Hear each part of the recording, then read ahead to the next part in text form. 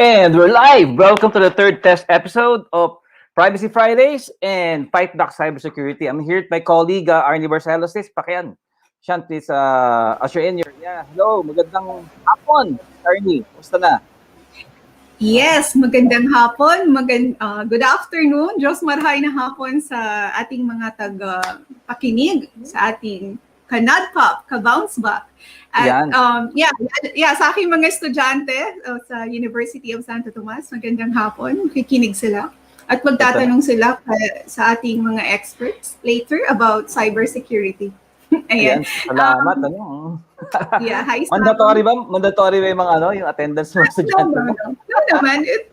They are just listening lang. And let's see, no? Kasi we are into information security and maybe they would ask what's the difference? Bakit? Ano yung InfoSec? Ano yung CyberSec? So let's see. Cybersecurity. So let's, okay, Sam, sino ba natin? Ating siyempre partner natin, i-usherin mo naman. Si ang ating expert sa cybersecurity, si Bro Abet, okay? Hi, Abet. Abet, kumusta? Hi. Hi, good afternoon / evening to everyone. Medyo makulimlim so hindi ko alam kung anong oras na. Di po expert, lamang lang ako na isang basa. Abet niya yung tatanong dito. Kung sino raw mas matanda sa inyo ni Arn. Ni Arn. Ako. Matanda ako isang buwan kay Arn. Okay yun. Kuya, kumusta naman yung kuya mo? Yung nasa kabilang network. Kuya, kamusta? Okay, gabi. Actually, kuya natin ang ating talagang godfather of cybersecurity, si Lito Aberia. Galing sa napakaraming meetings, kaya kanina nung nag-login siya, merong static yung kanyang speaker. Kaya Lito, mag-chat ka na lang So inaayos po namin 'yan, but dapat 4 kami ngayon si ang ating naman ng founding chairman ng NADPOP, si Titus Manuel, siyempre, kailangan maghanap buhay So, nasa kliyente. Pero kumusta, Titus? Magandang hapon, So, happy Privacy Fridays. Okay, pati yan, mga ka-BounceBack, saka mga ka-NADPOP, saka ka-PH-CERT, magandang hapon sa inyo. Salamat, sinamahan nyo kami sa aming pangatlong test episode. Okay, yun. So, pag-uusapan natin, very light lang. By the way, pasalamatan natin yung mga naging guest natin, sila Attorney Dana at Attorney Mara ng first test episode. Tapos nung nakaraan nga si Attorney Kiko saka si future Attorney Sasa, okay? Pagdasal natin na she's going to take the bar, hopefully she'll pass it, So, ngayon we're almost over na yung first half of the year, So, June na. Then July na in the next few weeks, kalahating taon na nakalipas, Ngayon, i-review natin what's happening sa data privacy and cybersecurity, But more on cybersecurity kasi marami nangyari talaga. So, ipapakita ko tong website na to, yung news, So, I'll add to the stream. Ang ganda ng pangalan, itong RockU 2021, It's the largest password compilation of all time, leaked online with 8.4 billion entries. Okay? Itong news na to, lumabas to the other day. So, in-upload, di ba? Abet, kwento mo yung nangyari dito sa RockU 2021 na to. Okay. First of all, bakit RockU 2021 ang tawag? Yan. Okay. So it's in reference to another hack before, I think it was 2012, of a gaming company which was RockU. So it was fined by the FCC in the US, and I think they were fined for several items. One, they were barred from making false claims of security. Two, I think they had also some children's account, which was not supposed to be there in the first place. So kaya dun dinerive yun. It's a largest password compilation, yes, of a leak online, but it also includes previous leaks, So hindi naman siya like 8.4 from one source, It's 8.4 from different sources and possibly including other leak sources as well. So yeah.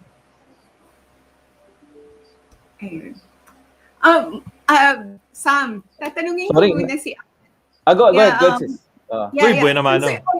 Yes, I'm thinking about the PH-CERT kasi, naku-curious ako. So, ano tong organization na to? So, maybe some of our listeners are would like to know what is PH-CERT, anong ginagawa nyo, what's the mandate of the group, sino-sino okay. kayo dito.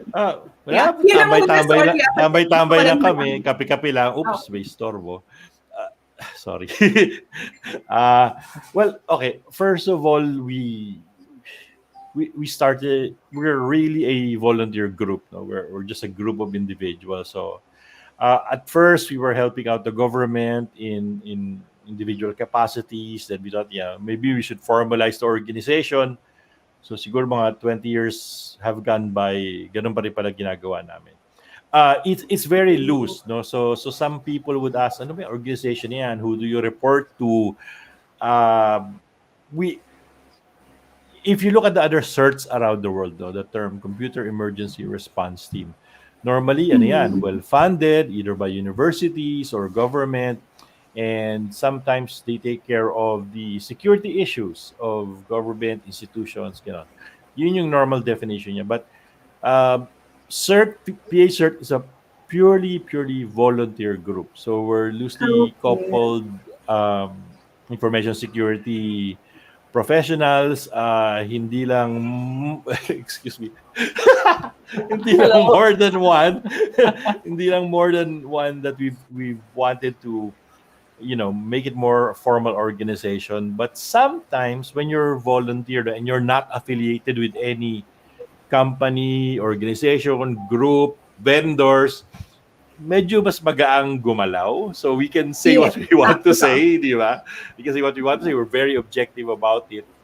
And more often than not, we've helped the government a lot. Of course, pro bono on several occasions. Data Privacy Act, cybercrime bill, a host of other stuff that we preferred to work in the background.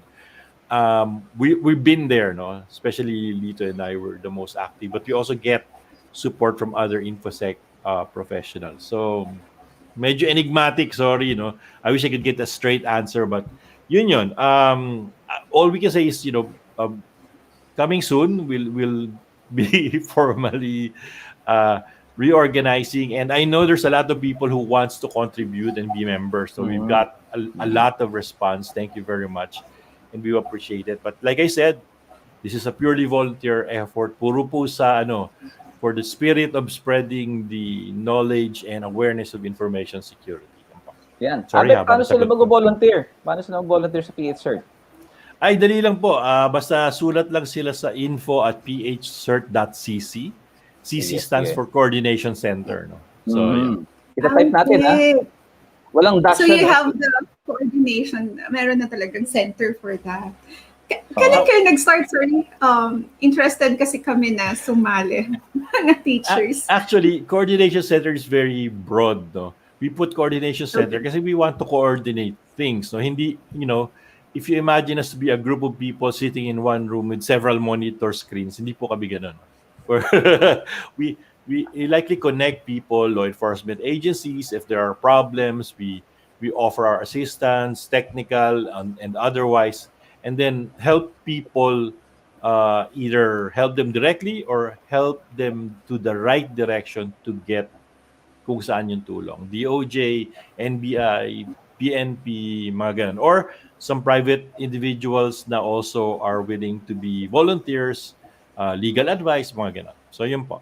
So, talagang volunteer. Yes. Yeah, but now we have CICC, no? Meron tayong CICC ngayon. Correct. And, Correct. yeah. Sa DICT, correct. How do you work with them, Abet? You work with them also? Yes, actually, we work with them a lot. We, if they need to, they can get advice, and sometimes also we help them in the trainings, awareness campaign. Yung national cert po, yan yung dapat na talagang mangyari, no? So NC cert. CICC is the Cybercrime Coordinating Council. It's not a cert, but it's more of like sila yung bahala sa pag-imbestiga, pag-prosecute ng mga cybercrimes, as embodied in the Anti-Cybercrime Bill or RA 10173. Yung kuya ng Data Privacy Act yan. So pagka mayroong problema ng mga Pilipino, dapat sa kanila lumapit, Abet, no? Correct. Yes. So they have the Hindi CERT, the na. Computer Emergency Response Team. Hindi kasi depende, no? Some people choose to report directly to the PNP Anti-Cybercrime Group, which we personally Yes. know and are also very qualified individuals. No? There's also some preference. Gusto nila NBI, so sa Computer Crimes Division. So any which channel is possible and works the same. I guess they probably have some different protocols, but yun po yung mga tamang puntahan. And primarily, I guess, yung National CERT are more concerned with the security posture or security incidents of government agencies. Siyempre, malaki-laking responsibility rin yun sa government agencies. So I think they're focusing also more on that. Imbitahin natin sila Ano dito. yung day-to-day Next time. Yes. Sure. We can invite the head of the Cybersecurity Bureau of the ICT. Sige. Ayan. Si Sarni, marami na tayong pwedeng. Alam ko si Lito nasa advisory council ng di ba, ng PNP Cybercrime Group, Anti-Cybercrime Tama ba? Anti-Cybercrime Group. Actually magkasama kami, ACG? no. Yes, sa ACG. I don't know kung when's the next meeting, but yes, most of the time nag-overlap kami ng mga groups na pinagsasamahan ni Lito. But sige. Let's also invite that group. Nasa ITMS naman kami, Abet. So again, shout out sa mga friends sa ITMS and ACG ng PNP. Yung mga magigiting nating mga sabi namin cyber police, cyber cop, diba ang tawag natin. Starting yung interview mo kay Abet para makilala siya ng ating mga challenging rin din kasi yung role nila, no? Kasi of course yun. Yes, ma'am. Apa. Bigla ako naging guest. Yung day-to-day routine o yung nangyayari sa loob ng PH-CERT. Kasi wala. Kasi sometimes baka maalam nila ba, alam mo naman certificate. PH-CERT. Computer Emergency Response Team. Yun yan Computer Emergency Response Team. So para ano siya. So hindi parang ghost, di kami parang Ghostbusters na may security call on PH-CERT, hindi ganun. Merong again may national CERT and may law enforcement agencies to do that. So again, we merely help them in our capacity as private citizens and information security professionals. Kumbaga. So yung mga, is that your day job or? Yeah, tama. Ito yung day job niya. This is afternoon job niya, Abet. Yeah. Good question. Hindi po, no. Like I said, it's volunteer, so that's why mga information security professionals are from different companies. They work at different positions and they contribute at their own time. So hindi po yung day job namin to. Wala pong sweldo, zero ang bayad. Again, we're just happy to help give some back to the community. Kaya nga, minsan pag may nag-aalok na honorarium, ano to? Ay, thank you. Kasi we're really, in schools, other seminars, pro bono po. So pro bono talaga. Basta to spread the awareness of InfoSec, we're fine. And we do have other J jobs in the related field. So that's some other topics we discuss in some other channels. Yes, parehas pala tayo dito, mga may pro bono. Advocacy. Pro bono. Pro bono ang tawag dyan. Kaya lagi para tayo sa bayan. masaya. Para sa bayan. Nakaka-pressure pag may bayad eh.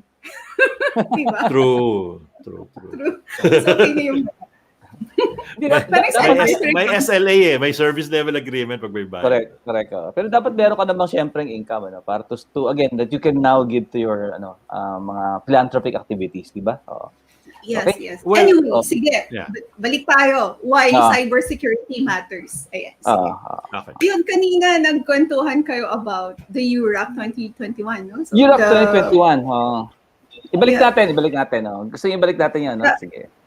Again, this is a very light discussion, everyone. Balik natin siya. Why it happened? Ano bang, paano siya nangyari? So, and then, maybe we can educate, we can simplify sa ating mga nakikinig, paano nga ba magkakaroon ng mindset at habit ng to protect themselves from this crime, mga cyber crimes. So yun na lang din siguro. Pero kwento mo na paulit nga, paano to ng largest password compilation of all time leak online with 8.4 billion entries. Paano to nangyari? So you kanina kwento mo kung yung source nito nag-originate, yung from 2012 pa, parang ganun.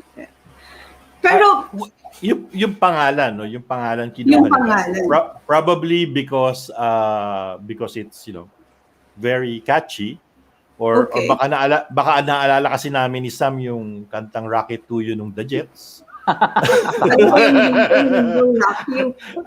So alam ni Sam yan. So you but this the how medyo malabo. Because pinost nila to pinost nila yung list, no? So I forgot how many KBs nga ba, Sam, but approximately ang unang declaration nila was higher than 8.4 billion, but some people have sorted it and naging ganun na lang yung number. Okay, anong what should you be worried? Actually, yun ang number one question, di ba? Should I be worried? Okay, first of all, yung listahan po, password lang. Okay? Okay. Walang username. Right. Okay. So, okay. Password lang pala Pero kasi, okay, the way you determine yung account, yung credentials, di ba? Username plus password, correct? Merong tinatawag na password cracking programs. Di ba?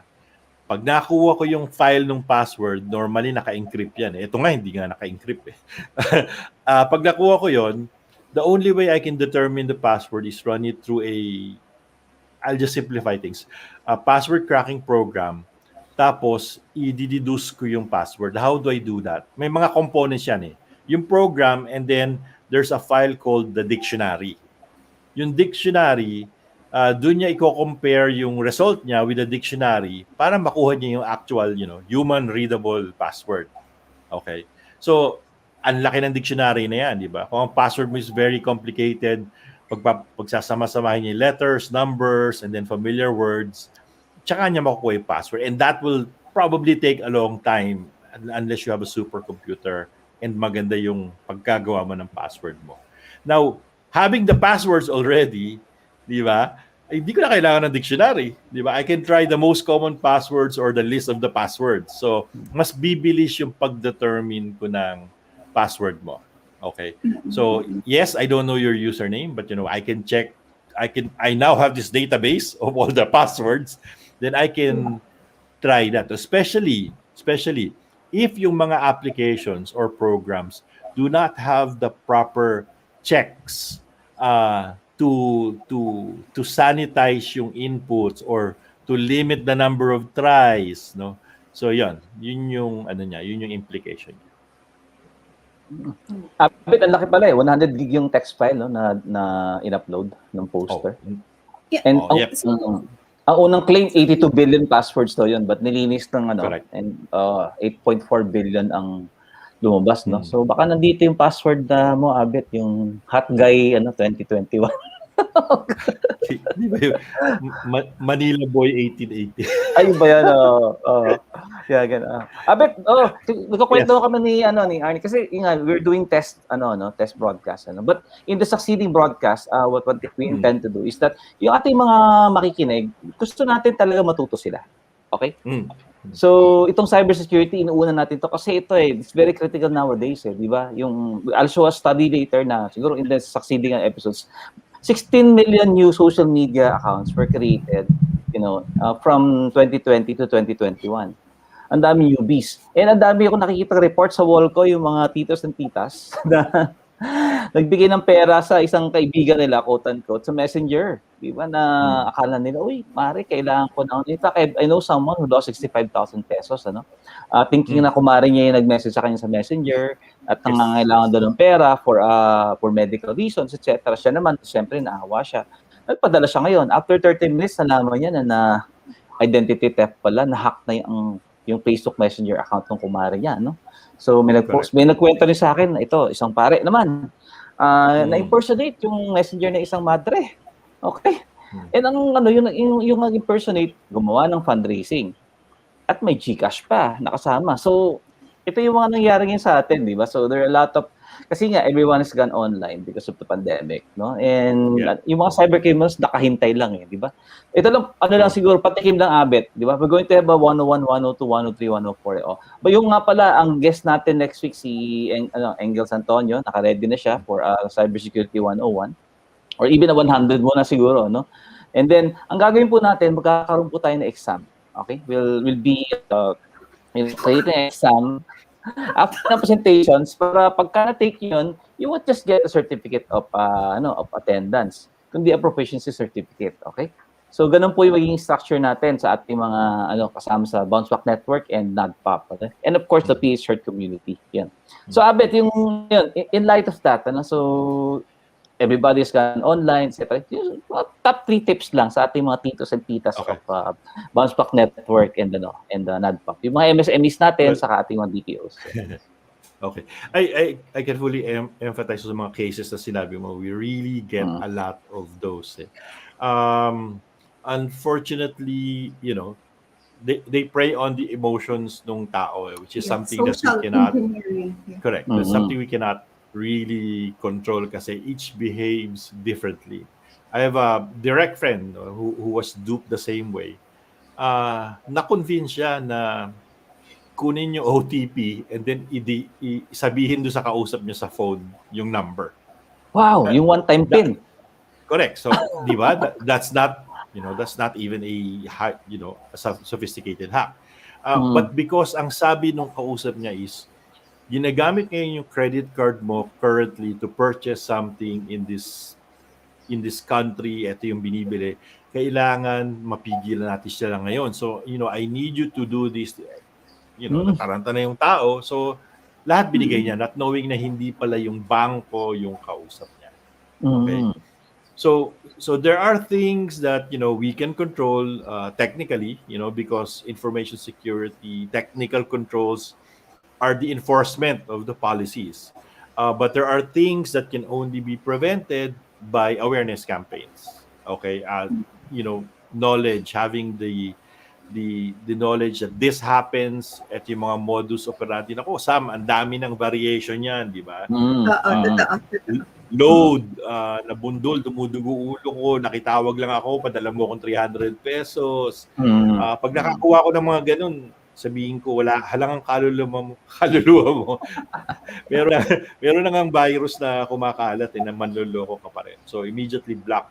Now, doon sa sinabi mo sa GCash, I hope Globe can help trace that kasi may record yung GCash.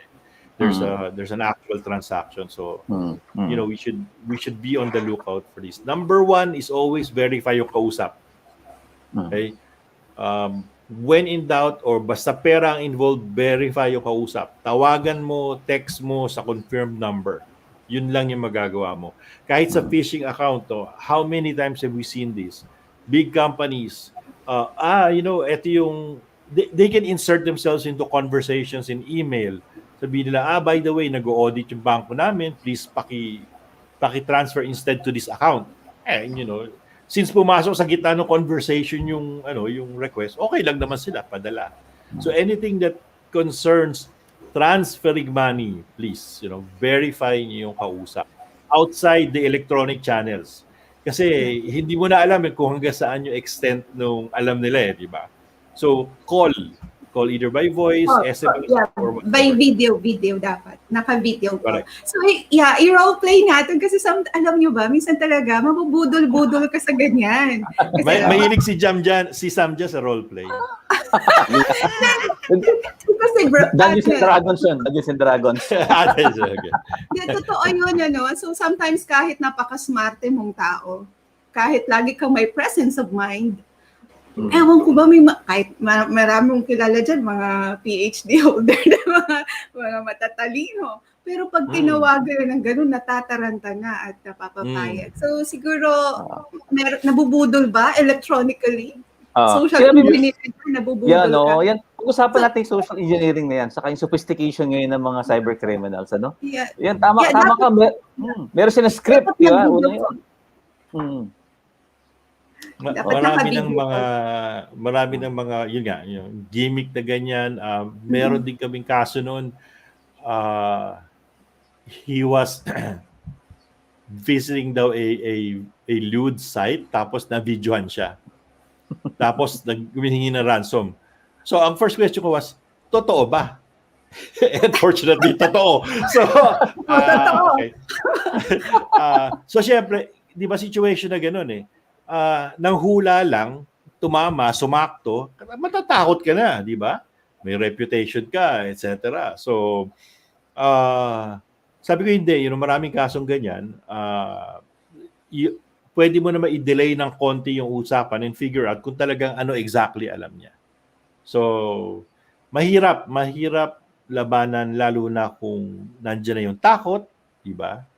Nandiyan na yung kaba, taranta. So, minsan talaga, how do you call this? Mawawala ka sa wisyo eh. No? All logic will fall out the window eh, kasi emotions lang nananaig. Yun yung mahirap na pigilan. So, going back to your question, yun yung nangyari dito sa so Rocket Tuyo tuloy na sabi ko. Rocket You 2021, yan. Rock You is matagal na to, it's no secret, and Sam, this guy is a Microsoft guy, he owns this site, Have I Been Owned.com, yung pwned kasi yung O ginawa niyang P, parang eto talaga yung site. Ito talaga ang go-to site ko. If I feel or if I want to check yung current mga current current accounts have been compromised or lumabas na sa mga nakaleak. Pati corporate email meron sila. So yan yung go-to site ko to check if I'm in danger. Also other email facilities like Google, meron sila ngayon na warning, one of your accounts is in danger of being compromised. Kahit hindi siya Google, but na-detect nila, they tell you. So, yun muna. First, tibayan po loob natin, wag tayong mawala sa wisyo, and be very, very paranoid. Basta pera pinag-usapan, lives pinag-usapan, always verify. Yun na lang yung magagawa natin talaga. 2, technically wise, eto nga, check kung naka-compromise yung account nyo. And 3, ito po medyo mahirap, kasi not everybody is technically savvy. Kung merong multi-factor authentication or 2-factor authentication yung site, yung bangko, or yung lahat ng ina-access nyo, please gamitin nyo. So ano yung multi-factor authentication? So this is another layer ng pag-verify ng identity nyo besides username and password. So yung sa bangko, OTP, yan, di ba? Yung SMS, yan. That's an example of another multi-factor authentication. Almost all websites, all accounts uses this already, yung OTP. There's a better one. It's called an authentication token. You will download an app. It's called an authentication application like Google Authenticator, for example, Microsoft Authenticator. So, bago mo ma-access yung Google account mo, maglalabas siya ng random number that only your phone, which is the app, and the website will know kung ano. So, besides the username and password, meron kang extra security token or factor na kayong dalawa lang nakakaalam. So, hindi ka ma-impersonate, hindi ma-access yung account mo. I bet lahat ng mga Facebook na na-compromise has not enabled yung multi-factor authentication. So off the bat, yun yung sa isip ko. Simplify natin. So, pag may nangyari pong gano'n, may tumawag, pag busy po kayo, basta pera ang pinag-uusapan, you pause for a while. Focus muna, makinig kung ano yung sinasabi. Kasi sometimes, dahil busy ka, ayaw mo na siyang pakinggan, and then, sasagutin mo na lang yung tanong niya, and then, ayun na. And then, malalaman mo na lang, nabudol ka na, na-hypnotize ka na ng kausap mo. Correct. And then, wala ka ng pera. So, pause for a while, listen, and then, verify. You use video call as much as possible. Sino ka ba talaga? Kasi ito yung mga transfer ang bilis kasi nga mag-transfer ng money, di ba? So, kung humihingi ng tulong, you call na, ikaw ba talaga to? And then you use the multi-factor authentication. Huwag tamarin, no? Kasi konting ano lang naman yun. Konting step na lang yun. And then you can access yung binigay na link ni Abet, haveibeenpwned.com, to check kung na-duplicate ka na ba or na-pawn na yung account mo, kung ang tawag natin dito, in jeopardy na yung yung access o yung account mo, no? So napaka-practical nun, pero sana maalala nyo, no, pag nandyan na kayo sa sitwasyon na yun. So makinig. May isa akong kaibigan sa InfoSec industry, no? Ito yung advice niya, no? It's also possible, no? Pag ganun na, nakakuha ka ng ganun, especially for phishing, no? Yung nga pala, yung phishing sa email, electronic, no? Pag voice ang ginamit, phishing yung tawag. Phishing na. Okay. Ipaliwanag natin phishing muna, yung PHISINT. Sige. Okay. So from the word itself, no, phishing, it's a play on the word fishing na ano nga sa Tagalog na sa nangingisda. Nangingisda. Merong specific na targets, no, na pinag-aaralan ka, tapos gagamitan nila yung mga means para either makapasok sa conversation, makuha yung loob mo. Normally, it is done through email. Ayan. Kung ano man yung trigger sa'yo, let's say, katulad ng I love you virus. Classic example. Diba? Yan yung unang phishing email, kaya sila na virus. Kasi akala nila yung boss nila o yung may crush na doon, nagpadala na sa kanya na I love you. No? So sino ba naman hindi may engganyo? Kaya yun, na-infect sila. No? Yung, if you remember, yung Anna Kournikova virus before. Yan. May picture daw ni Anna Kournikova, yung famous, tennis player before. Russian, I believe. So, naku, picture ni Anna. So, gano'n, no? So, I think pag sabi niya, ng friend ko, pag naramdaman mo na may emotion na pumapasok, one, patay mo yung telepono, or wag mo muna tignan yung email. Just think about it first. Diba? Kung persistent yan, tatawag naman yan eh. Or kung persistent, i-email naman ulit yan eh. So yung gap na yon, take time to compose yourself. Sabi niya kasi yung height of the moment nangyayari yung mga ganong rash decision. Eh. So with that, think for a moment, do yung mga checks natin, punta ka sa haveibeenpwned.com, or eto maganda rin, maraming website na nagsasabi ng mga hacks na yan. Updated sila. So where they can find it? I think you have to, there's so much na hindi ko na maalala, na pati yung specific words na ginagamit nila, specific na technique, topics, nakalista. So, pwede mong i-check. Pwede mong i-check. So, that's what I did. So, sabi ko sa isang, the guy that was in a very compromising spot. Chinek ko, parehong-pareho yung email, pati yung wording. No? May konting variation. Pero alam mo, okay, definitely scam to, phishing to. So, no need to worry about. So, yun yung I think it's a good tip. Disconnect yourself from the conversation first, and then think, breathe, and then do some research. Ayan. Yeah. Talagang ako, napaka-private ko din kasing tao, and napaka-modest ko sa ganyan. Tamad ako mag-open ng mga email. So it saves me then. Kung ganun ka talaga natural, medyo wala ka doon. Yun lang talaga pag tinawagan ka na, yung mga credit card, ganun. So you have to pause talaga for a while, and then you listen, and then you verify. So sana maalala nila tayo, Abet, no, pag nangyayari na sa kanila yun. dapat tuloy-tuloy. Maalala lang in a good way, yes. Tuloy-tuloy paalala. Abet, yung 80th anniversary ng Toyota, yun yung recent phishing na I had a friend who called me. Sabi niya, nag-worry siya na. Kasi nga, yung modus nun is that, okay, 80th anniversary, you click on it sa Messenger, for example. You go to the site, you key in your personal information, tapos meron pang kasunod, send this to 20 of your friends. Ganun pa, di ba? Mahilig ba kayo nun? Alam mo, hindi ako inabutan, no? Nalaman ko yun kasi tinawagan ako ng isang friend ko early morning, sabi niya. No, yung isa daw sa kanya pinadala na top 20, yung mga anak niya.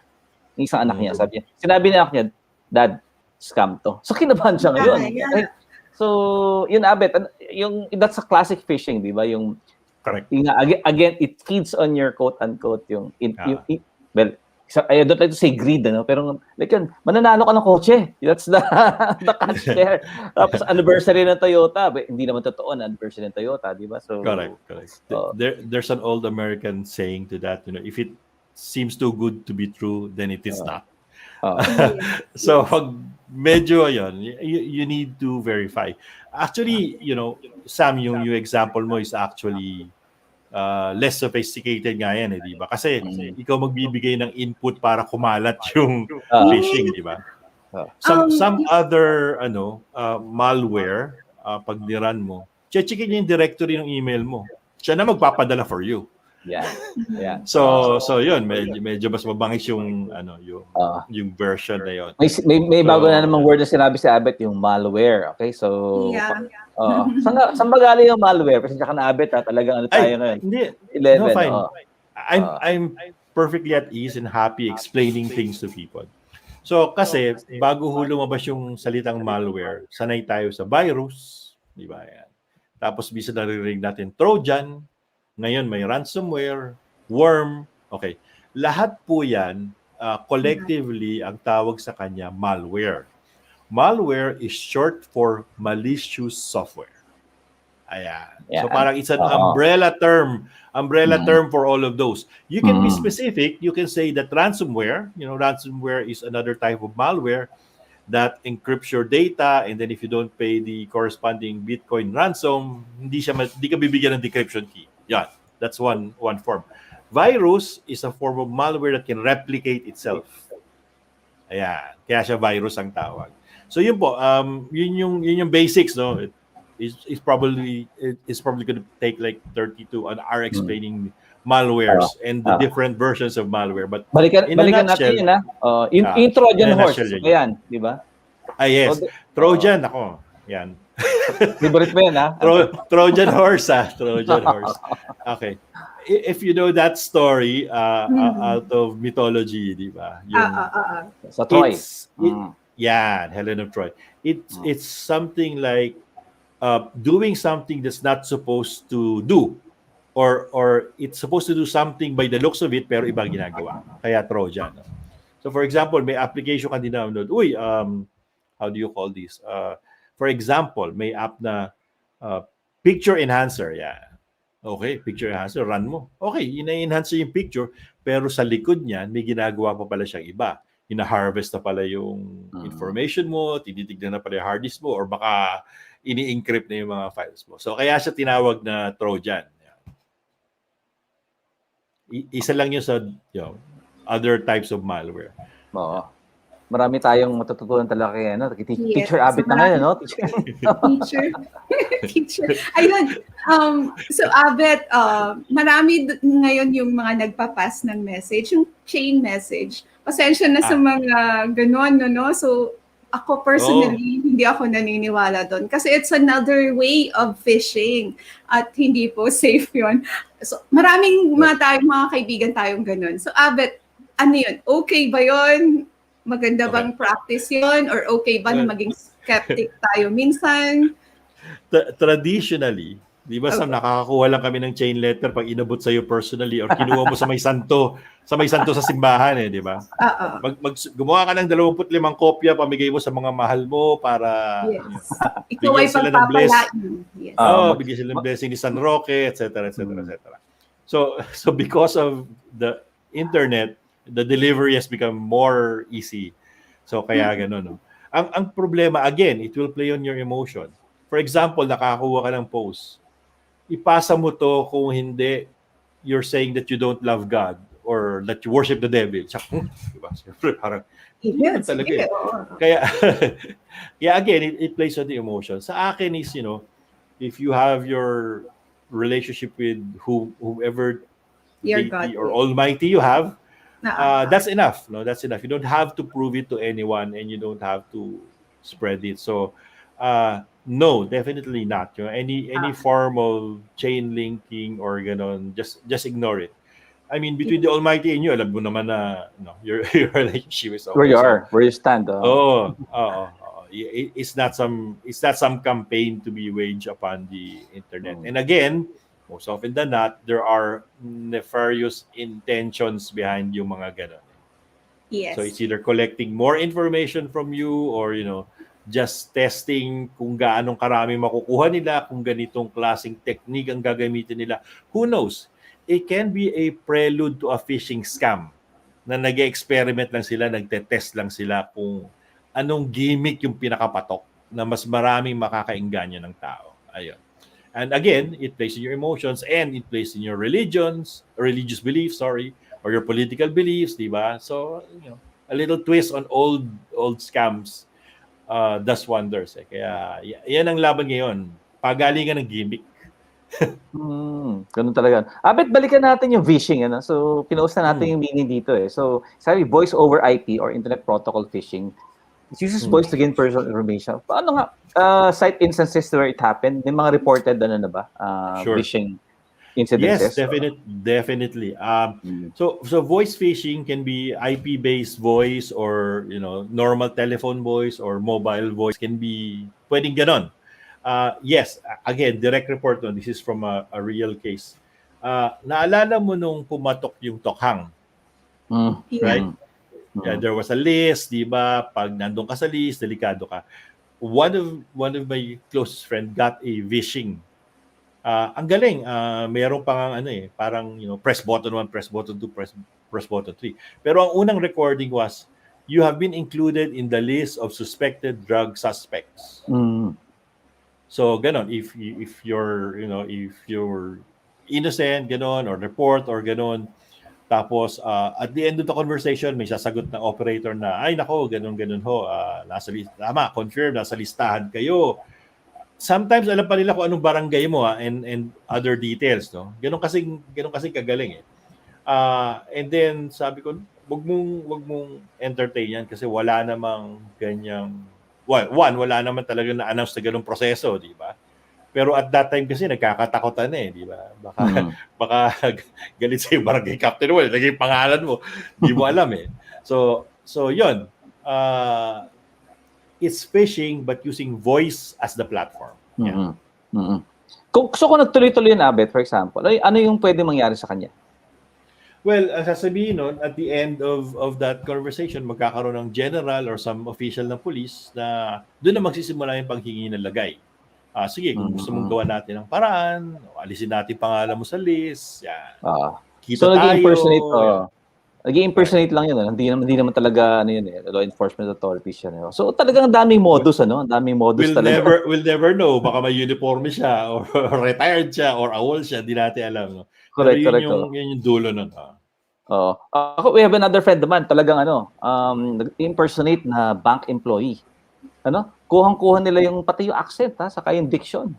Nung I won't mention the bank, So ganun nangyari sa kanya. And kapani-paniwala daw talaga yung at the end of that. Meron pang mga excuse me, I'm going to talk to my manager. So ganun, so mag-post mo na yan, and may chatter pa, etc. So parang full production, and right now talaga cyber criminals are working as teams, Isang buong team na talaga, Magagaling ang mga tao and talent. Unfortunately, magagaling mag-English ang mga Filipino.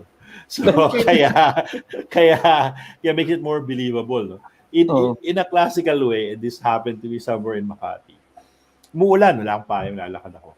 May nag-approach na lalaki, pare. Ang galing ng diction, ang galing ng accent, akala mo amboy. Hey, sabi the rain is pouring, go, can you use my umbrella or can walk with me. Tapos maya-maya nanghihingi na ng donasyon. Sabi ko, okay. Ang galing na ito, isa na to. Sabi ko, no, never mind. So iniwan ko na. Tapos I saw him, nag-abang siya ng magarang kotse. May bumabang lady na mukhang mayaman. Magandang kotse. Ganun din, same modus. So again, tama ka, Sam. Pagaling ang production ngayon. Pag magaling ang talent mo, magaling ang production mo, mas maniniwala yung tao. So, kahit magaling mag-English, parang napaka-edukado nung kausap nyo, hindi nyo pa rin alam kung ano yung modus nila talaga. Mga con artist, no? Ang dami ngayon.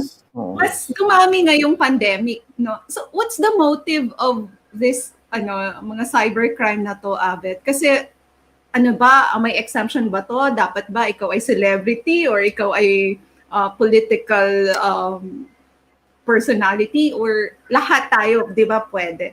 And paano nila yan masosolve? Ano yung mga pwede pang gawin aside from just yung i-compose mo yung sarili mo, multi-factor authentication? Does having a single sign-on or limiting your account helps na para hindi ka mabiktima niyan?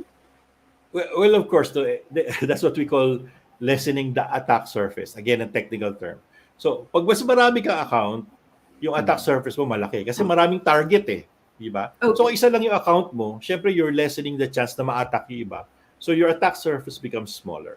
So Okay, definitely yes, no? Yes, in a practical sense. Ang kabaliktaran naman nun, ang dami ko account pero iisa lang yung username and password ko. Which is you know, I mean, it's really so difficult kung iiba-ibahin mo lahat, no? So you should use a password manager if that happens to you. So yung password manager mo can generate, you know, very strong passwords and then can input it sa mga accounts mo while you only have to remember one. So that's an easy thing to work around. No? So another issue na banggit ko kanina, kung if you have two-factor authentication, checkin mo na yung app mo, lalabas yung code, i-input mo.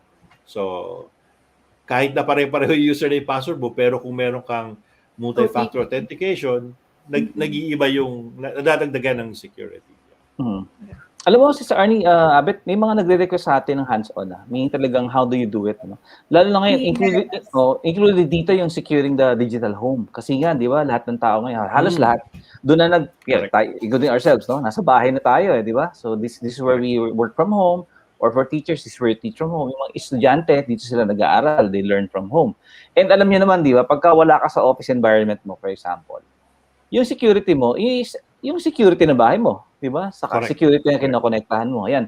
So, ayun po, paparating po yan, ha? So, meron ka tayong dine-develop ngayon, again, in partnership with BounceBack Philippines and of course, PH-CERT and NADPOP, no?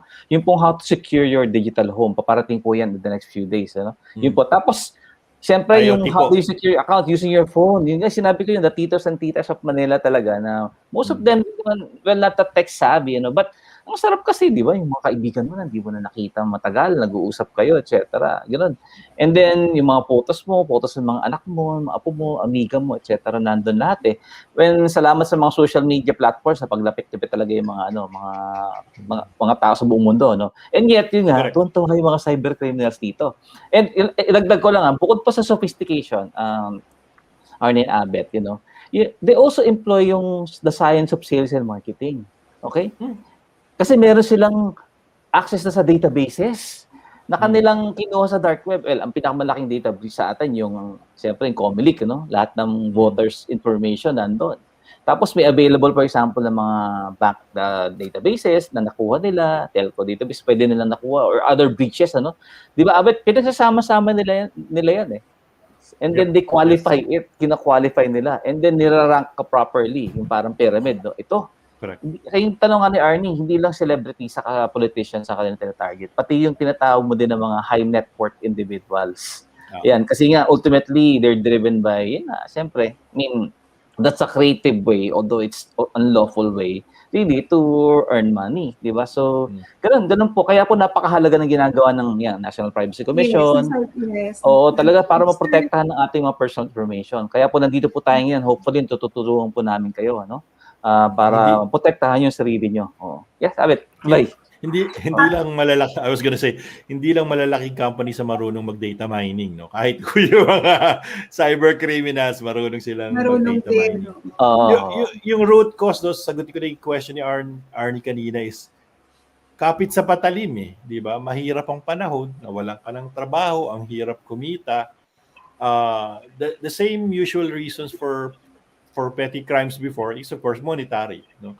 And now that yun na nga, mas mahirap ang buhay ngayon dahil sa mga pangyayari.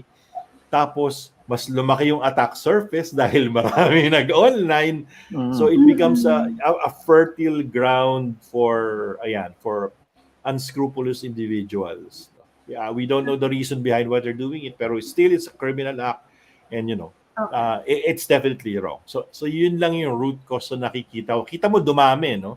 Kasi, So, bagong field to na pagkakakitaan, di ba? Kaya sa mga hold up pa ako, baka mabaril ako. Edi mag-online scamming na lang ako. And since hindi nila nakikita, as usual with the internet, medyo nakaka-desensitize rin ng guilt, di ba? Because you cannot put a face on the name, eh. Di ba? Kaya hindi mo alam kung ano nararamdaman niya, kung ano itsura niya, ano naranasan niya. So, yun yung mga factors that makes online or cybercrime attractive to people like that. Oh. Yeah. Abet, halimbawa ako, may phone ako, no? Kahit hindi ako celebrity. May phone. Nawala yung phone ko. Ano ang dapat kong gawin? Smartphone. Oh, wait. Okay. Smartphone. First of all, i-report mo doon sa telco, no? Pero meron dapat, okay, I call this the user's responsibility once you get a cell phone, especially a smartphone. First of all, turn on encryption. Two, kung merong Find My Phone or some other, alam mo ang phones ngayon napaka-secure na, no? Ang dami ng built-in na security. I did this presentation sa E000, no? Kung ano man yung security features ng phone mo, please take advantage of all of them. Kasi this is designed to protect you. It can find your phone, it can encrypt the data on your phone, it can lock your phone after so many tries. Please, no, enable nyo po lahat yun kung pwede. I know mabusisi. Information security is inversely proportional to efficiency. The more security you put, mas humihirap. Totoo po yun. Pero, if something is very dear to you and, it's an important component of your life, like your mobile phone, then please, enable nyo po lahat yun. Kasi yung sinabi mo, Arnie, after the fact, nawala na eh. Pero dapat there should be something before. And you should be responsible na pagkuha mo ng fresh smartphone ko, top of the line, ano na ba iPhone yan? Hindi ko na alam. Phone, enable those security because those are designed to help you protect your phone and the information in it. Maganda rin na partner with telco for education ng phone users, Oo, na tipong before you get this, kahit na 30 minutes lang or 1 hour briefing, di ba? Pagkabili mo ng phone, isang lang, this is how you set your security. Dapat. Siguro kausapin natin mga kaibigan natin sa mga telco companies. Sa mga malls din, sa malls, pagkabili ng phone, added service yun. Correct. Pagbili mo ng phone, ang brochure na nandun, paano ka maglo-load or everything. Dagdagan nyo na po ng konti. Lagyan nyo ng infographic. No? Ito yung phone ko. Ito yung brand ng phone mo. Enable mo to. It will protect you. Ganun. Sorry. Tama. Yeah. And yes, walang kamatayang awareness campaign. No? So, kaya nga bigyan nyo naman ng part ng malaking marketing budget nyo yung information security or the protection of the users. Pero may legislation yun. Nasa telco tayo, yung SIM registration act, diba? Na each Filipino. Kasi I went to Korea, for example. Sa Korea, one number ka lang. And it's tied to your identity. Kung alam nila kung itong number na to is with this person, di ba? That's what the bill is trying to achieve, di ba? Para to prevent, of course, yung having multiple numbers. Kaya napakadali mag-scam kasi. You can just buy a prepaid number, di ba? Palit-palit ka ng SIM, etc. Hindi ka talaga matitrace. So that's what happens. Yun siguro, let's invite yung proponent nun sa Senate saka sa House, di ba? Yung SIM registration. Ito lang, quick, before we go, we'll tackle that later in succeeding episodes. Ano sa tingin nyo? Will it work in the Philippines na one SIM? Marami syempre dyan na nakokontra din, yung mga civil liberties, siguro. Hindi pwede yan kasi, di ba? But at the end of the day, marami siya mga address, di ba? Una yung anonymity, saka yung access to multiple numbers, no? So, ako okay lang sa akin na isang number lang ako, di ba? And then it's attached to me. Okay. Diyan kasi sa proposal na yan, Sam, tama ka. Number one is civil liberty, the right to be anonymous. Di ba? It's privacy, no? So, kung ayaw ko, dapat I should be able to. But again, speaking as a service, pwede mo i-mandate kasi huwag ka bumibigay, hindi kita bibigyan ng SIM kung hindi mo bibigay yung identity mo. But remember, there are two pieces of legislation here that are needed. Yan, tama ka, yung SIM registration. but you also need number portability. Yan yung Correct. sinasabi mo, Sam. Isa lang yung Correct. number ko, doesn't matter saan carrier ako Multiple pumunta, yung pa telcos. rin ang number ko. Correct. So with what's happening now, di ba, I think it was already approved yung number portability.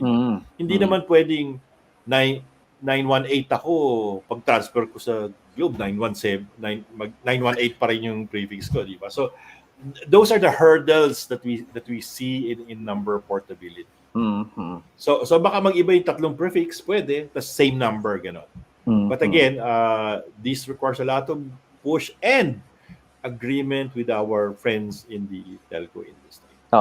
Pero even with that legislation, pwede nang iyan yun, di ba? I-enforce in a way, di ba? Yung number, Sa Singapore, if you go there, di ba? They ask for your passport.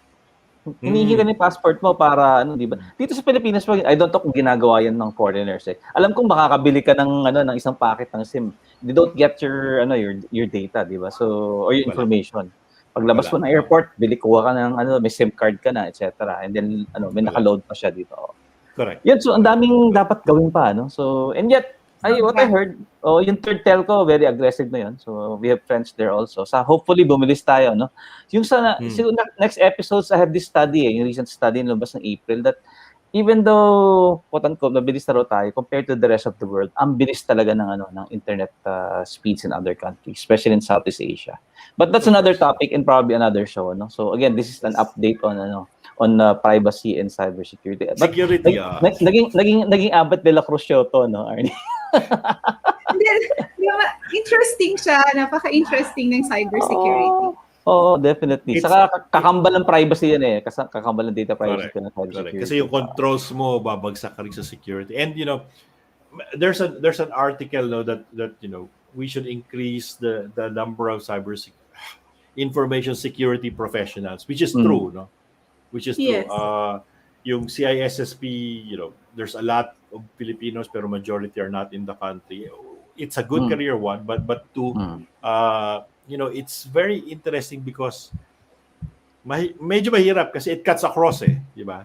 Kung network engineer ka, network ka lang Pero kung system engineer ka, system ka lang. Kung application developer ka, application ka lang.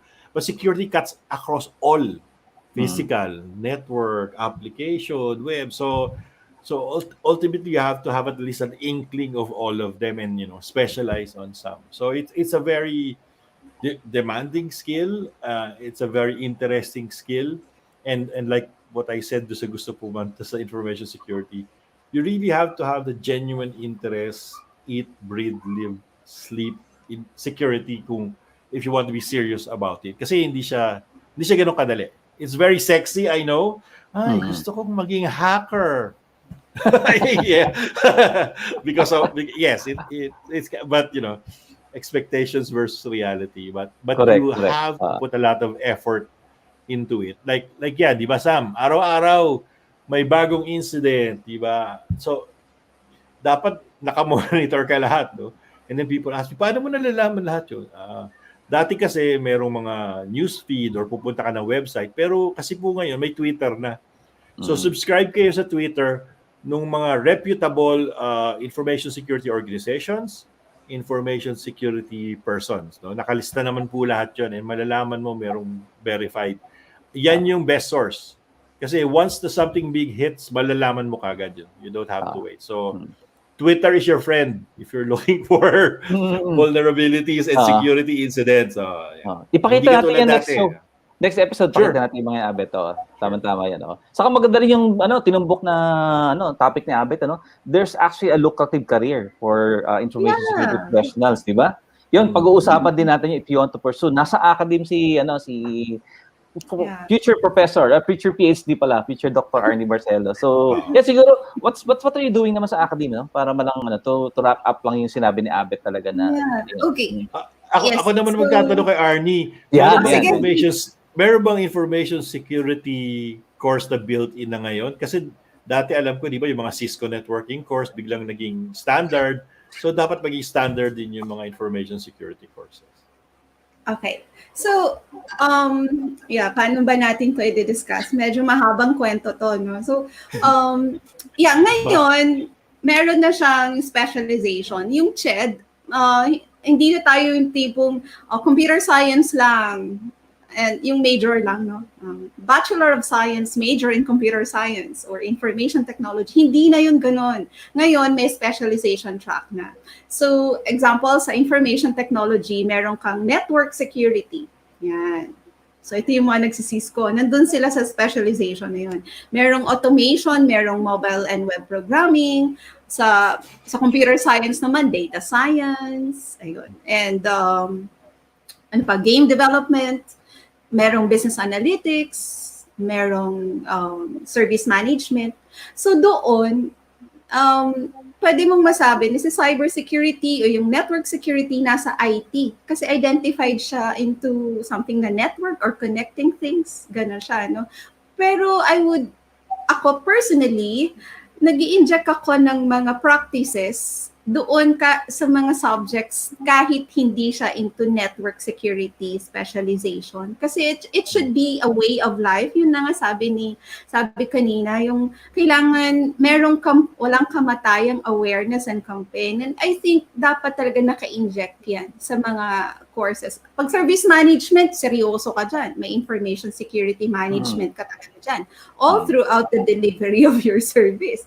And pag data science naman, I am not into data science, pero I think pwede pa rin natin siyang mag-inject ka pa rin doon on ISM, no? And then, ano pa? What I'm trying to say is, kailangan, kahit may specialization na ngayon, you have to inject these practices in all of these programs. Kasi nga, ang learning curve ay hindi madali na kahit sabihin mo na meron ka ng focus area, ano ngayon mas matindi ang crime, so dapat mas matindi ang aral. So, and so yun ang ginagawa sa academe, no? Pero ang medyo mabagal yung pag-craft ng curriculum talaga on the cybersecurity. Kakaunti pa lang ang schools na nagfo-focus talaga doon. Maybe dahil konti pa lang ang experts na nandun or I don't know yet, no? So siguro kailangan pang mag-capacitate ng maraming professional on that, and then it will now be part ng isa talaga siyang magandang curriculum. Kasi meron tayo sa Holy Angel University. Kami, we are trying na talaga magkaroon ka ng isang tawag natin dyan, program, parang cybersecurity. Graduate ka talaga ng ganun. And pero maraming initiatives. Sobrang daming initiatives. Kasi ang daming crime talaga, sobra. So dapat kung mas marami ang crime, mas marami ka rin talagang mga warrior on that, no? So iniisip nga namin, sana ma-regulate din yung mga tawag na, mga white hacker. Kasi 'di ba, so marami diyan na mga yung mga bad hacker, hacker. Yung mga terms na white hacker, yan, lumabas na naman. Kailangan siguro magpa-identify din yung mga tao na gustong tumulong. Kasi hindi identified yung mga black hacker, di ba? Yung mga bad hacker natin.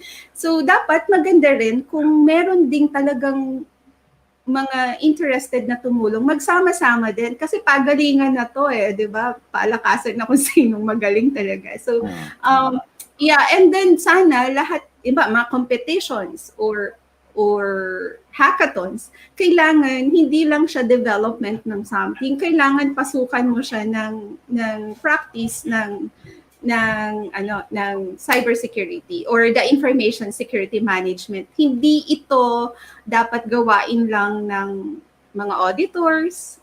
Dapat alam to ng lahat. Para sa akin hindi ka man maging expert on that, but you should know the foundation of it all across the programs. Yan siya. And daming possible topics na brought up si Arnie ron, no? Yung sa software development na lang, no? Actually, yun yung most of the problems sa application. Sometimes secure network mo, pero problema mo naman yung errors sa application mo. So that's why merong secure development life cycle na you shouldn't think of security pag tapos na, no? Dapat while developing, security should always be in there while Yeah. you're coding. Ang problema kasi when you develop an application, walang or website or whatever, walang nangingibabaw sa iyo kundi yung deadline eh. Kailangan i-launch ko this date. So, bahala na. Basta code. Pagkatapos sila i-launch, hindi na alam, maraming security holes, maraming vulnerability, dated na pala yung version ng software, doon sila nadadali. So, kasi nagiging software updates. Nagiging afterthought yung security. Which parang Sam, privacy by design, di ba? So, dapat security by design din. Yes, correct. Ayun. Magkasama yan actually, Abby, to. Uy, may bago na naman topic na sinabi si Abby, no? Maraming matututunan sa atin ng mga audience natin. Imbitahin niyo po yung mga kaibigan niyo, no? Ito, tandaan niyo, this is actually 2 shows in 1, no? So, yung Privacy Fridays, okay? And then yung FightBack Cybersecurity. I bet yung fighting back, di ba? Parang medyo aggressive siya. Pero ngayon talaga, all that you can do is really defend, di ba? Hindi mo naman mahahanap yung Pero the best way to fight is to educate yourself, as an individual user. Tapos kung meron kang company like yung mga MSMEs natin, really work with reputable software development companies, di ba? Correct. Do not install pirated software. Do not allow your staff to download from torrent sites. Di ba? Ganyan, di ba? Lahat yan pwede nyo na i-filter, no? Pero yun nga, sometimes hindi natin alam kung paano gagawin. Doon sa point ng black hat, white hat, Arnie, actually, syempre pag black hat, hindi magre-register yan. and there are numerous ways to cover yourself. Cover my IP, cover my location. So, the best part is like, for example, our friend in DICT, sa Cybersecurity Bureau ng DICT, si friend natin si Mr. Reyes, head of cybersecurity. Merong recognition program for security risk assessment and vulnerability assessment penetration testing organizations. So, nire-recognize nila. Short of a certification, pero at least pag alam mong nandun, ayan, vouch for ng DICT Cybersecurity Bureau yan. Yeah. Pen testers, no? So, we don't call them now white hackers. We call them pen testers. Yun na yung tawag daw sa kanila. Sabi nila, we'd rather call them security assessors kasi ang trabaho ng pen tester kasi is testing if there are security holes. So pag pinagsama mo yung testing security holes and pen tester, medyo hindi na maganda yung dating, no? So kaya information security professional or vulnerability assessment, Mahilig sa mga colors, mahilig sa colors ng cybersecurity community. Meron ding red team saka blue team, di ba? So yung pag-uusapan natin yan, para ma-expose kayo sa cybersecurity field. Kasi yung past 2 episodes natin, data privacy, ito naman cybersecurity talaga. And next week nga makwento ko lang, Sam. Yeah, go ahead. Yeah, nagpa-hackathon. I was told by Kuya. Correct. Pa-hackathon yung red team and the blue team, no? So, kasi the usual thing na alam nila sa hackathon is developing apps, yung mga ganun. So, mag-i-innovate ka ng something, ganun. Pero there's another way na pwede kang magpa-hackathon, yung the blue team and the red team. Sana magawa yun, parang it's another way of educating na ito yung account the red team and the blue team, no? So mas alam ko ginawa yun sa ACGs. I don't know, Abet, kung nabalitaan mo yung na ganun ang way ng hackathon nila, yung pag-pen test, i-assess kung secured yung mga websites mo, yung mga government websites. So then kwento mo nga. Sorry, go ahead. Kwento mo yun, Abet. I don't know kung paano nyo ginawa, pero we are planning to do it again sa mga schools naman. The red team and the blue team. So, kwento mo yun. Paano ba yun? But may color code sila. Well, in deference to the one who coined hackathon, talaga namang ito initially thought of software development contest. No? So, because the word hacker is there, gano'n. No? Para yung cracker versus hacker eh. Ang talagang bad people is crackers ang tawag before. Dahil kay Sandra Bullock or Angelina Jolie, naging term na hacker, hackers are supposed to be the good guys because hackers means that suppose you improve on something, you improve on a program, you put additional features or security to improve something, naging negative lang yung connotation. So yung tawag namin diyan is actually capture the flag, CTF. Yeah. So merong system or network or server, if you're a blue team, ikaw ang assigned to defend. If you're a red team, ikaw ang assigned to Attack. get capture the flag, di ba? Attack, yes. So yun yung normal na nangyayari. So the best defensive team, kung hindi makuha ng red team, yun yung mananalo. Pero kung na-exploit nila, nakuha nila yung, kaya capture the flag, meron siyang kukuning code or something inside. Or data. Yes. Yung mga movies, ang ganda purpose. niyan, di ba? Pinapakita yan, for example, na live na nagde-defend yung di ba? And then may nag-a-attack, no? Ang gandang ng mga portrayal ng mga movies yan, yun. Si Lito Abaria, yan, nagsabi, meron na rin daw purple team, Bet. So, in between siya, di ba? Combination ng red saka blue, purple. Thank you, Lito, for that, no? Correct. So, ano yung ginagawa ng purple team? So, sila yung for all, neutral or referee ba yan? Nagbebenta. For all people like us, no, parang, okay, it's another play for the same thing, no? Purple team is supposed to be a combination of two. Yeah. So it's continuous, parang ano yan eh, parang DevOps. If you know the term DevOps, diba? Developer operation. So ang DevOps is developer ka na marunong ka ng operation, right? Or the continuously working together, you contributing to make a better software because you know both yung infrastructure and yung software. So ganun yung red team and blue team. Although para siyang hustler. Correct. Sa hackathon, hustler siya. You learn from each other. So sometimes also a good practice is that mag-switch kayo ng role, but for an organization, pag purple team is yung they're both in charge of testing and defending. Okay, that's good, no? Alam mo, marami sa atin nanonood ng mga parents, no? So, okay ba na i-align natin yung interest ng mga anak natin na maging either data privacy professional or cybersecurity professional? Yes. Yan. Yes. Dapat. Ano yung mga kailangan nilang gawin?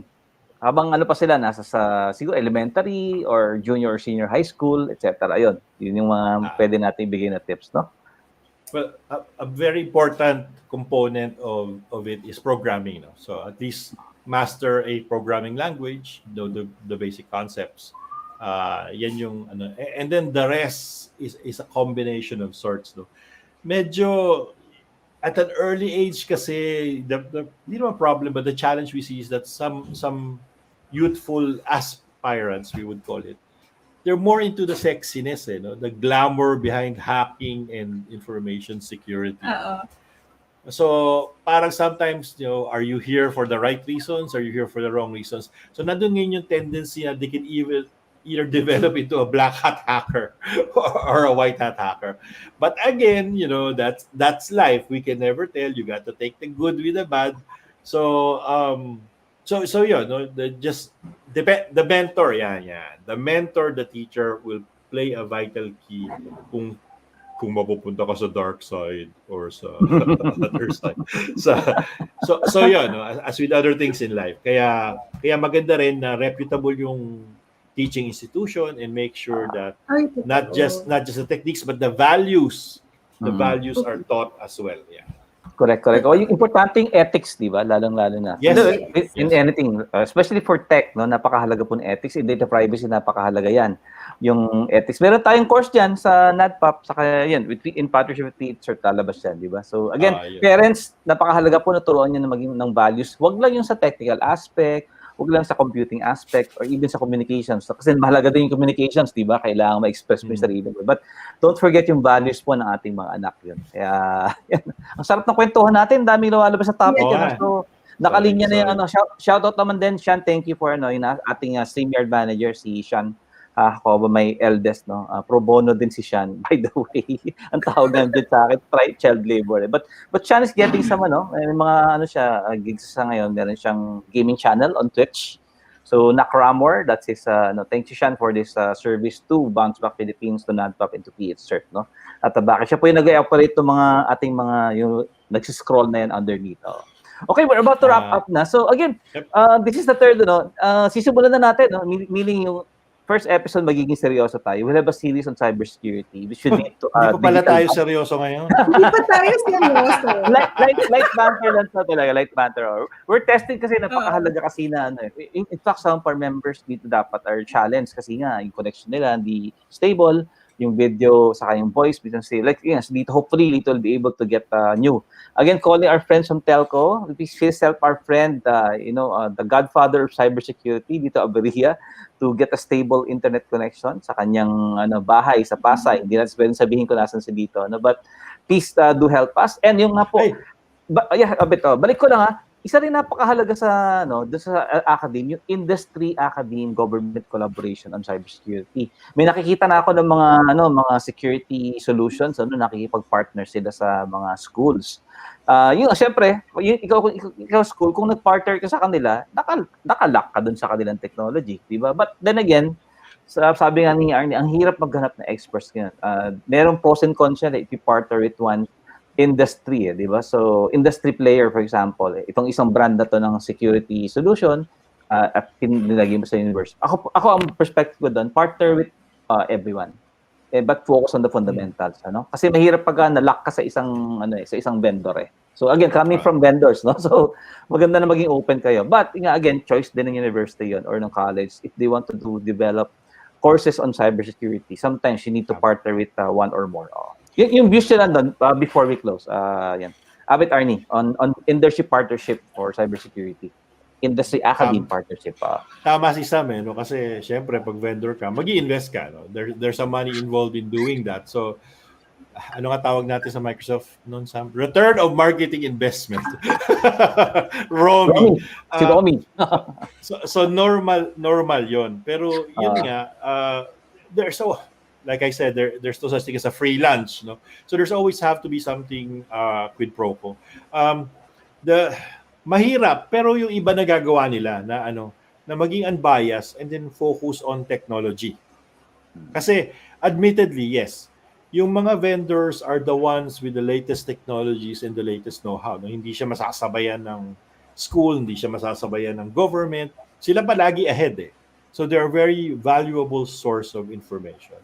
So dapat it's weeding out who really are the ones that are genuinely willing to help for that cause, versus overtly exploiting.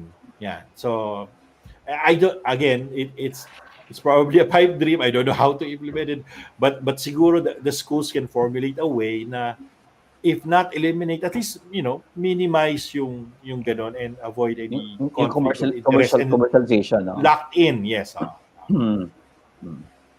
Arnie, baka may experience kayo sa UST ng industry collaboration, so with vendors. Yeah. Meron naman. So, just like ours, meron kaming mga partners talaga dyan. Although talaga, naka-embed siya sa mga courses. Hindi pa talaga siya as one major or was one program. So, yeah, pero ang masasabi ko sa ating mga tagapakinig, sa ating mga ka-BounceBack at ka-NADPOP na it is our responsibility to develop that mindset, yung the right mindset and security habit. Kasi although ang academe magtuturo, magko-cultivate ng culture, pero matagal po 'yon, Matagal 'yon na magkaroon pa ng ganung awareness. So, dapat sa ating pong mga sarili, yung mga simpleng bagay na dapat nagawin na natin to protect ourselves in the digital world, tayo na po yun, So, right mindset and right mindset and right habit in security. So yun sana ang unti-unti nating maging aware tayo. Lalo na ngayon, mas pandemic, mas tumaas po yung cybercrime. Mas kailangan po natin ng mga cyber warriors. Sana yung mga anak po ninyo ay encourage ninyong mag-enroll sa cybersecurity. Tama ba ako? Konti lang kasing nag-enroll dun eh. Ang alam lang kasi talaga nila is game dev and computer science and IT. Pero meron na po ngayong mga courses na cybersecurity. Sana dumami.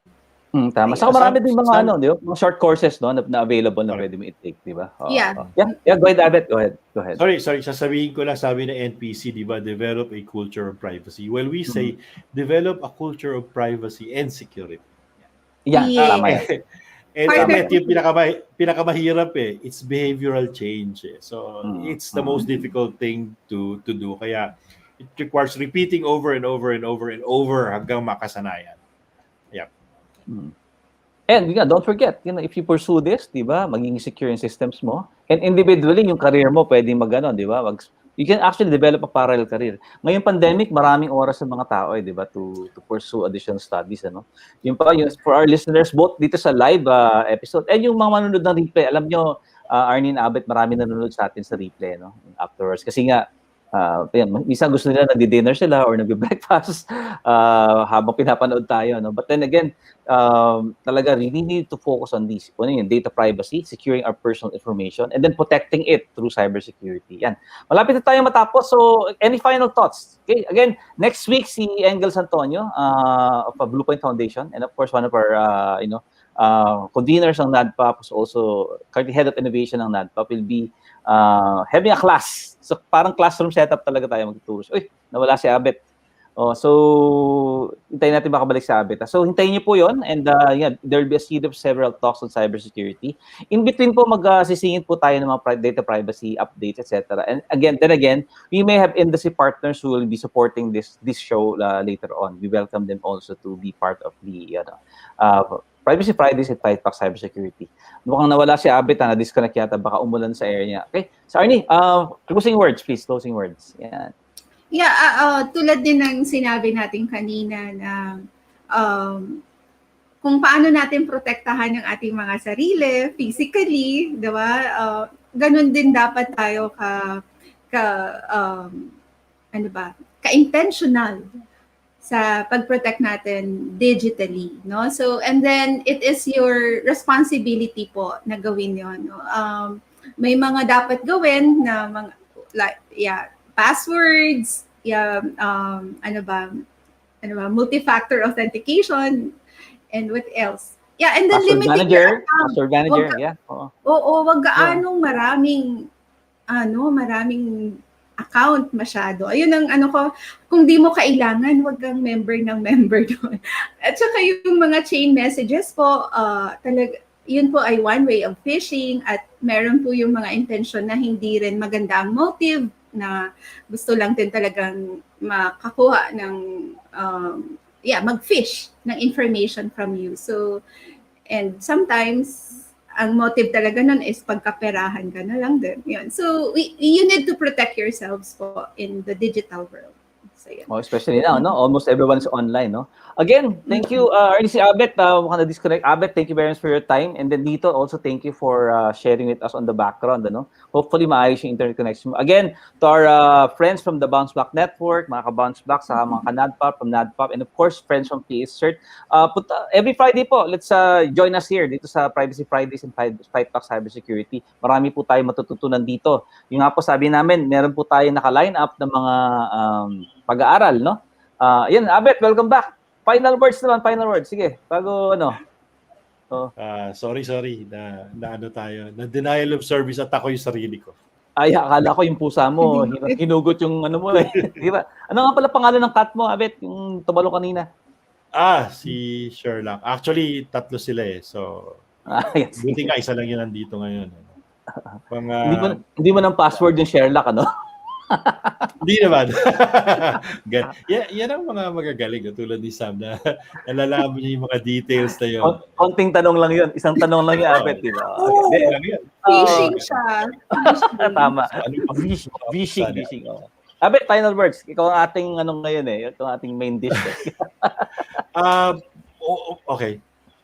There's really no cookie cutter approach for information security, and in this case and in this profession, it's always, most of the time, experience is the best teacher. Kasi all the books can tell you how, but until you actually do it or actually experience it, Iba eh. In fact, it's, it's every day is a never ending study, pag-aaral, no. And sometimes it gets very difficult, no? Lalo na kung tumatanda ka, 2 page pa lang nababasa ko, inaantok na ako. So yes, we really need the youth, the next generation to step in, and take this seriously. Sam is correct. Everybody's correct. It's a very good career to have. You just have to have the patience and the attitude, of course, and the right moral compass to get through it.